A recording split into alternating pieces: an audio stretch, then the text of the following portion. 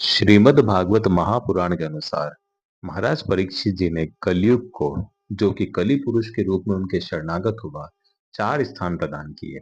एक, जहां निर्दोष प्राणियों पशुओं की हिंसा होती है। दूसरा, जहां अपान अर्थात मदिरा पान होता है। तीसरा, जहां व्यभिचार पर स्त्री गमन होता है। और चौथा, द्युत, जहां जुआ खेला जाता है। अब आप भी विचार कीजिए, क्या बॉलीवुड में ये चारों नहीं होते? क्या वहाँ जुआ, पर स्त्री, मांस, मदिरा ये सब नहीं होते? क्या वहाँ ऐसे लोग कार्यरत नहीं है जो ऐसे निंदित कर्म करते हैं? या आपको स्क्रीन पर ऐसे नीच कर्म नहीं देखने को मिलते? जो कलयुग अनीति से प्राप्त स्वर्ण के मुकुट में बैठकर महाराज परीक्षित जी की भी बुद्धि भ्रमित कर सकता है, तो क्या वह ऐसे अभद्र दृश्य, ऐसे अभद्र शब्दों के माध्यम से हमारे आंख कान के रास्ते हमारे दिलो दिमाग में प्रवेश नहीं कर सकता? बिल्कुल कर सकता है, बल्कि करता ही है। जैसा कि हम आज समाज की विचित्र दशा देख ही रहे हैं। और हमारी भी तो विचित्र मानसिकता देखो, कि हम अपनी मेहनत से कमाया हुआ धन उन निम्न स्तर के कलयुगी प्राणी पर उड़ाते हैं, जिन्होंने सनातन का मजाक उड़ाने में, सनातन का अपमान करने में कोई कसर नहीं छोड़ी, और कलयुग को जन जन के तन मन में प्रसारित कर दिया। क्या हमारा धन इसीलिए है? क्या यही हमारा मनोरंजन है? वो पूछते रहे कि शिवलिंग पर दूध चढ़ाने से क्या होता है, वो दूध किसी गरीब को क्यों नहीं दे देते?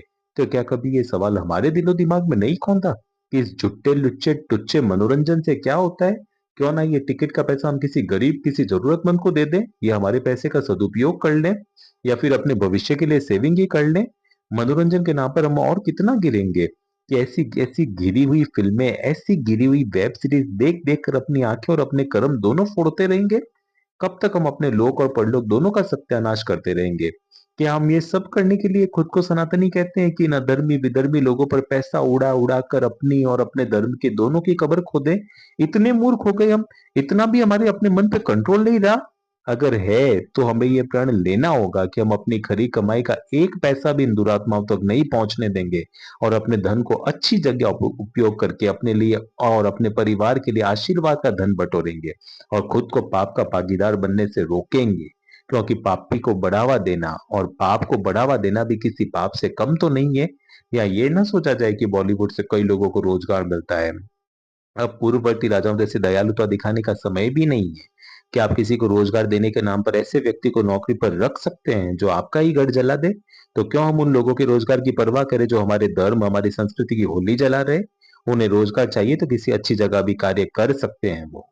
बाकी आप सब समझदार है ही, और कोई कह दे कि भाई बॉलीवुड से बहुत इकोनॉमी जनरेट होती है, तो अगर आपको ऐसा कोई इकोनॉमिक डेवलपमेंट, ऐसी इकोनॉमिक इम्प्रूवमेंट अगर बॉलीवुड से होता दिखे, तो हमें भी बताइए।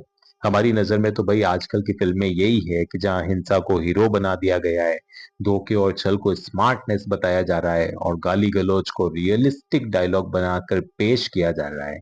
नशा, अय्याशी, बेवफाई ये सब बड़े पर्दे पर अब ग्लैमर के साथ परोसे जा रहे हैं। लोग कहते हैं कि अरे भाई ये तो बस एंटरटेनमेंट है, लेकिन सोचिए जो रोज देखा जाएगा वही तो समाज में उतरेगा ना। यही तो कलयुग के लक्षण है, जहाँ अच्छाई की जगह बुराई का महिमा मंडन होने लगा, जहाँ मेहनत की जगह शॉर्टकट्स को ग्लोरीफाई किया जा रहा है, जहाँ रिश्तों का मजाक बनाया जा रहा है। और अफसोस, ये सब हमें किससे मिल रहा है? बॉलीवुड से।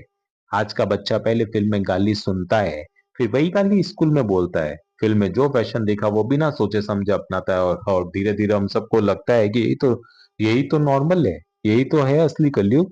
तो सोचिए, क्या बॉलीवुड खुद कलयुग में जी रहा है, या फिर बॉलीवुड के कारण हम सबके आसपास कलयुग और गहरा होता जा रहा है?